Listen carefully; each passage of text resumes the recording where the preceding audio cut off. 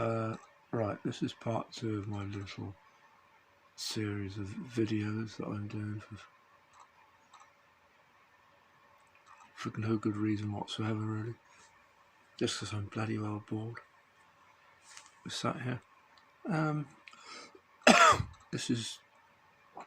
going to talk about waggler fishing and little edges that you can get from making little changes, doing things a little bit different to other people, try and get an edge, because you always need one nowadays. If you follow the flow, what everyone's doing, it's not so good. You really must find an edge in fishing to win. Yes, win. Now, the slider thing I've been doing recently with waggler fishing is, I'll tell you what happened. I went down to Staverton, place on my local part of the Bristol Haven, and practiced for a Super League at Newbridge, and I practiced the slider, and it was noticeable. I had a nice evening's fishing, but what was very noticeable, I was catching fish, but I wasn't missing any blooming bites. And I thought, that's strange, because you usually miss lots of bites on the waggler, or a few bites, not no bites at all. And it got me thinking, yes, why am I not missing any bites? And it's because it's bloody obvious, isn't it? You're pulling straight through the waggler to the hook. There's no inertia there. When you're locking a waggler either side with big shots, when you strike, there's a lot of resistance, particularly with big floats. Now with fishing like 2BB and BB.5 wagglers on light lines, no need to space the shot, but if you're using a biggish float for casting reasons, just to make life easier for casting, I always now leave a good gap between the bottom of the float where the waggler's resting on and the top shot. Now that top shot, when I first started doing that, I was using just the same amount of weight below the float as above the float. Big mistake. The whole lot just spirals out of control. You get a massive, irretrievable tangle. If the majority of the shot below the float, a tiny number 8 up there, and you don't get any tangles. And when you strike, it's the same effect as when you're waggler fishing. So you can fish like a slider in 8 foot of water, set the float about 6 foot deep, which makes life easier for casting anyway. Do it on commercials even. You can do it on 2.5 foot of water. I've been doing that at Heron Lake at Ivy House for F1s. Works a bloody treat. But that slide, the fact that when you strike, it slides just that distance. There's no impedance to the strike. Go straight through to the hook. You hook a lot more bites like it.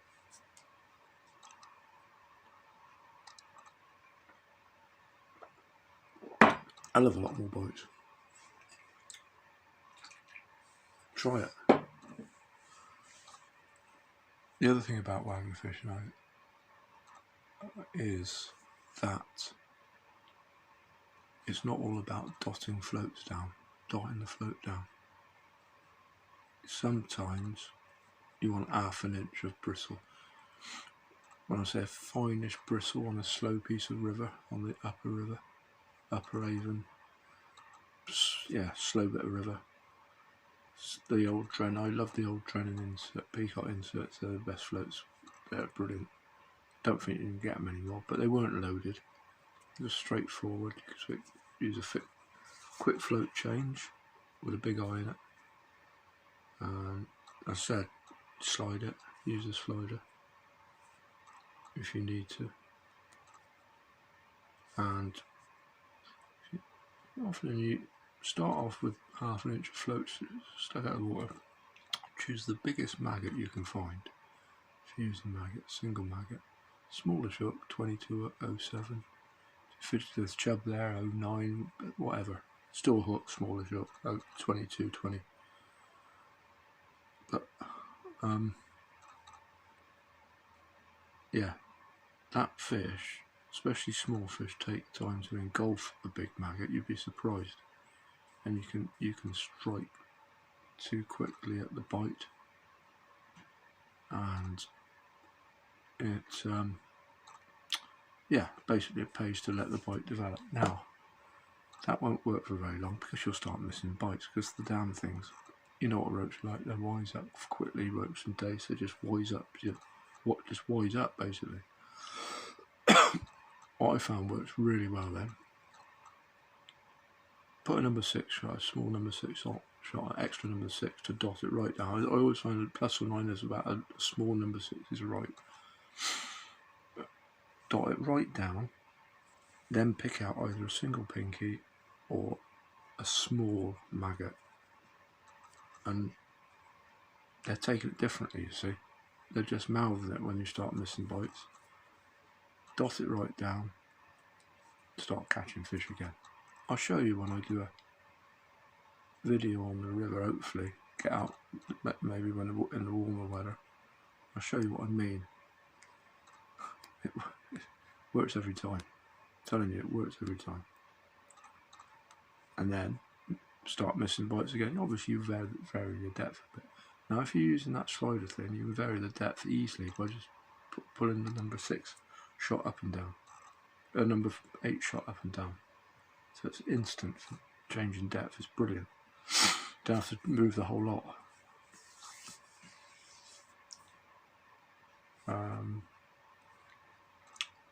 What was I saying? I can't remember what I was saying. Oh, was it dotting down, pinkies? Yeah, and then when you start missing bites again on your pinky or small maggot, whack knock the number 6 shot up, bring it up again, put a bigger bait on, double maggot, single maggot, let them take it, start picking the fish up again. Works an absolute treat.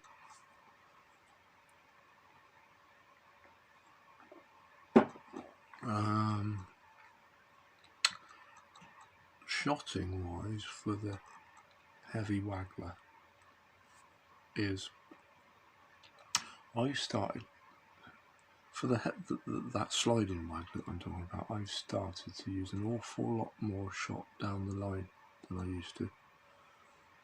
I use a number 4 6 inches from the up as a first dropper, as a bottom dropper, and then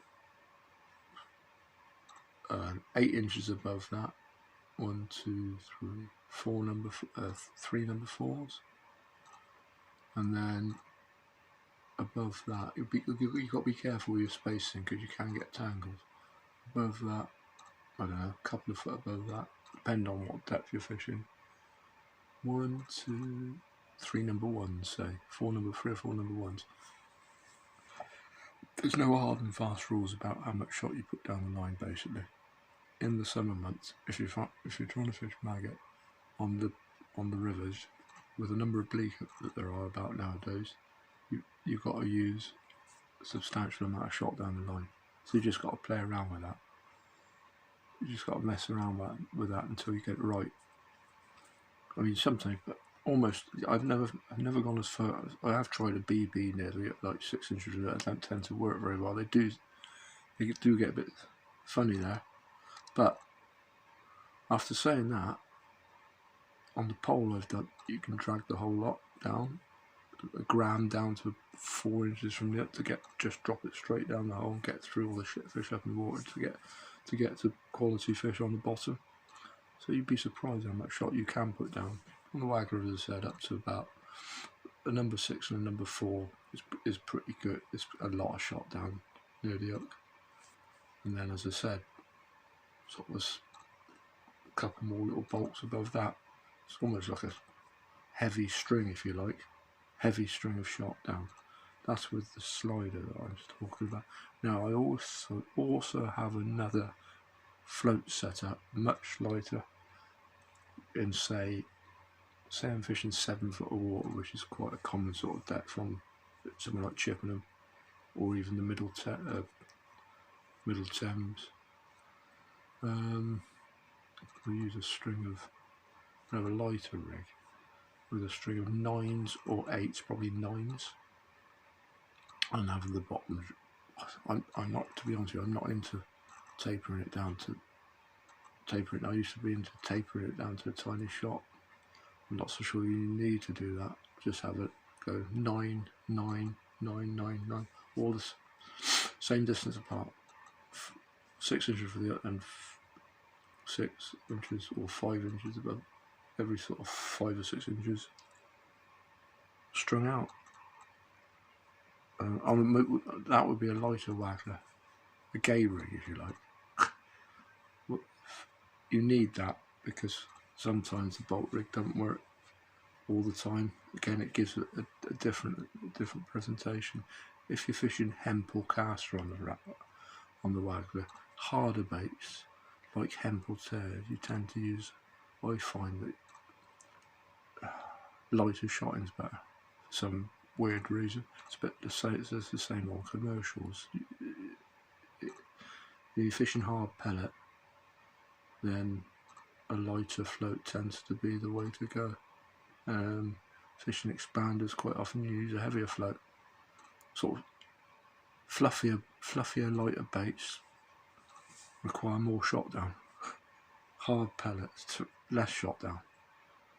And you need to do that because quite often the fish won't accept it on a hard bait with a bloody bolt shot. If you fish a tear on that slider rig that I was on about, it's not so effective, I don't think, as the strung rig. Now one last thing I'd like to mention about hook baits, hooking baits. What way do you hook your casters? Tell me, please. Let me guess. Through the fat end, yeah? Yeah. I used to always, that's why I hated fishing casters. In fact, I always used to shy away from fishing casters because the number of times I fished casters and strike, miss the bite, bump the fish, come back, little bloody bit of caster shell over the top of the spade of the hook, and obviously miss the bite, miss the fish, and does my head in. Used to do my flipping head in. I hated it, and quite often you had to bury the hook. So you have to bury the hook on the caster sometimes to get the bite on clearish water for roach and dace. So one day I fished an afternoon match down at Melksham, Conager on the Bristol Avon again, and I had the similar problem. I put a maggot on, I'd get a minnow or a bleak or something, and what caster was the bait. Couldn't catch on hemp and tears. Caster was the bait. I was missing bite after bite. Didn't really know what the fish were there. So I thought, hello, just put it through. I tried putting it through the other end, pointy end. No one ever told me about that in the past. I just didn't. I never looked back. I had a fish a chut to the rest of the match. About that £9, I think, second or third in the match. It was all dace. What was missing was dace, and yeah, all dace basically. Half decent dace. I've never looked back, ever looked back. I've won like thousands, well, quite a bit of money since then on fishing casters like that through the pointed end. If you think about it, it's obvious, a bit like what I was on about with the pellets. It's the softer end of the bait. the fat end's rock hard, absolutely rock hard. You try and tell you, especially in water, with the pressure of the water, you've got to really give it a whack to pull it through, and it won't pull through quite often. But believe me, it's better going through the pointed end. Why go through the other end if it's better? Try it. Go through the pointed end of the caster. See if I might be wrong. Thing is, Des, right? I told old Des, this bloke called Des, give it a go, Des. He's tried. He's thought about it, gone off, come back. He won a match somewhere. I think it was fired up. Won a silvers match down there. And I said, did you do what I said, Des? Did you put it through? No, didn't need to. Yeah. That's the difference between that. They don't need to. Those top ones don't bloody need the edges like that, because they're just fucking so good anyway. But you need to do something different to those people to get an edge that you get away with. I've watched old Des loads of times, and it don't look much different to what anyone else is doing, but I'm telling you now, it's little tiny things that he does that he can't even explain himself. It's fucking brilliant. But as I said, yeah, he doesn't need to do that, and a lot of the top ones probably don't, but I do, and that's my edge on that bait, that part of bait. Same with maggots, actually. If you're missing bites with maggots, whack it through the. Some people say go through the side. I've tried to go through the side bit. Don't go through the head, the pointed bit. A, you lose less fish. You just lose less fish. A bit like the caster going through the pointed end, you lose less fish. And B, sometimes you hook more bites. It's the softer end of the bait. It pulls through everything. The bait pulls straight off, and there's no impedance there. There's no chance of the maggot doesn't tend to come back over the hook and impede the hook. It works. It works a blooming treat. So give it a whirl. What have I talked about so far? There's little tricks and things I'm trying to think of. That make some interesting little things that make a difference. I'll think of some more. I might do another little video whilst I'm sat here using my flipping marbles.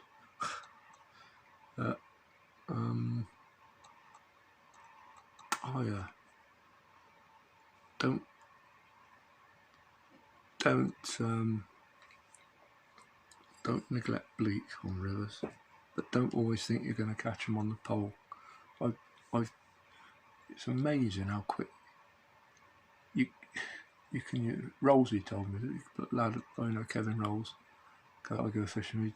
He often uses a closed face reel for speed, catching fish on the canal actually.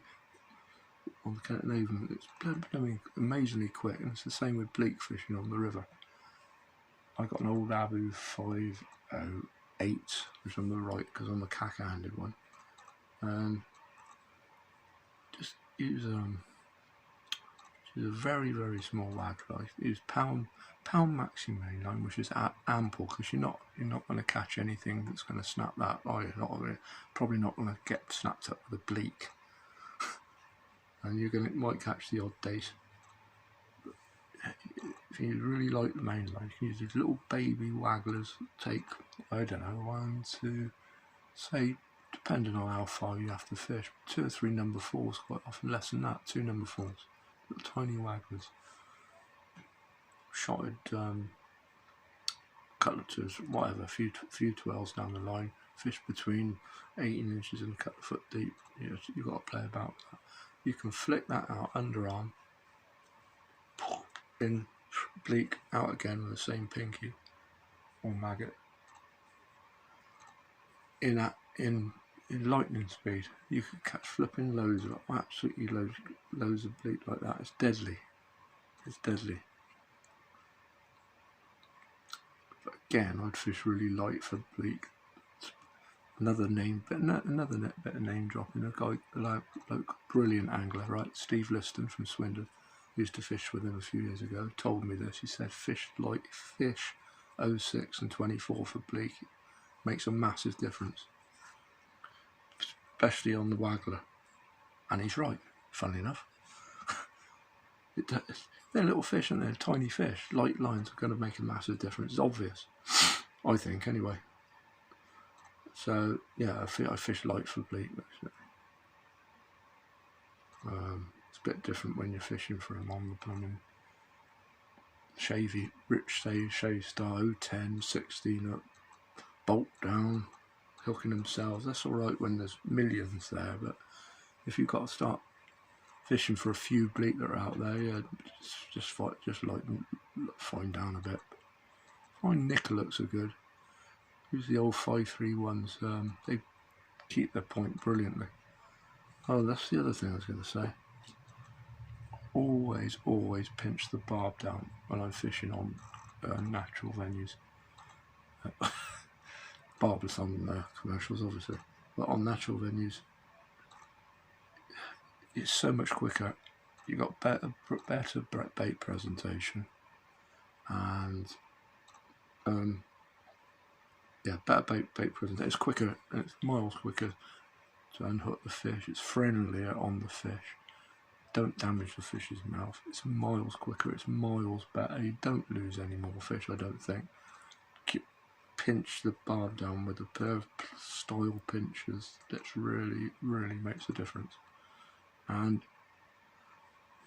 sometimes just, if you're missing bite, if you're losing a few fish, you think that the hook's too small.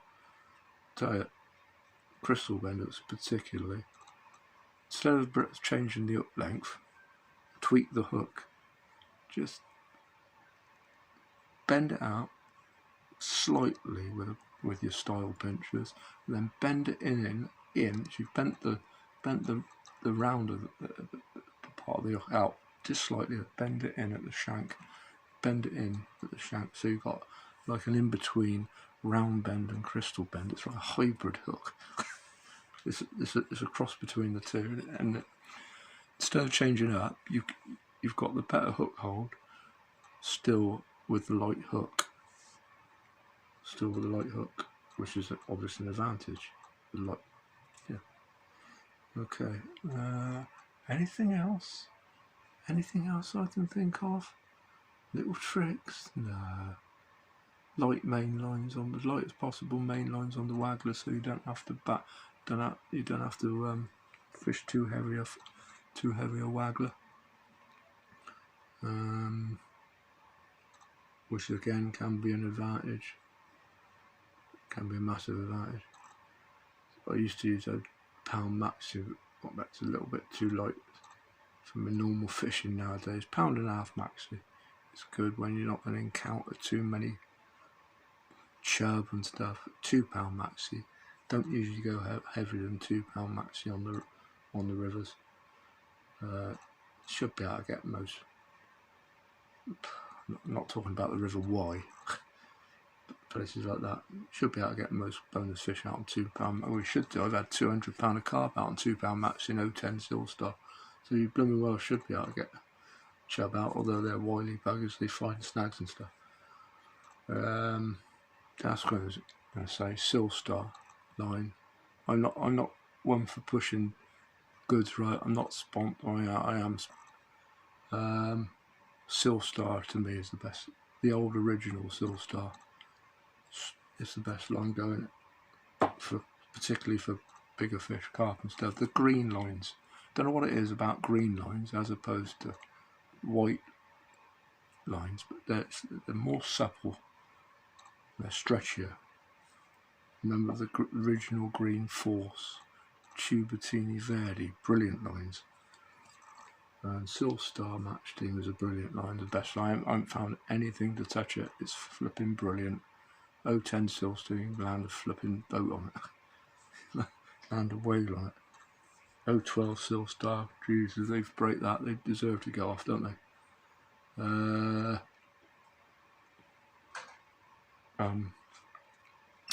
Another good line is Milo Krypton Philo, which is another green line, which is I use it all the time, but you can't get it anymore. I bought a job lot. It's flipping brilliant.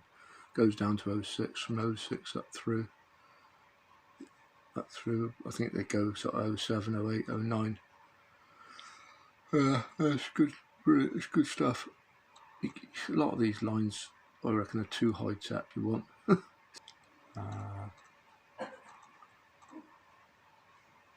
All right. You all right? Go steady. Have another brandy.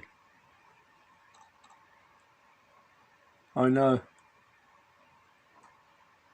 Poor old man. No, I'm all right actually. At the moment. I know you do. We'll have to sort that out. Go steady. Oh, poor old man. Just trying to think of anything else I could talk about. I don't know if I talked about. Where are we? Pellet fishing, waggler fishing. It probably is. Sorry about this. It's not very professionally done. I must admit. I haven't got my auto cue today. That's the trouble. I'll tell you what.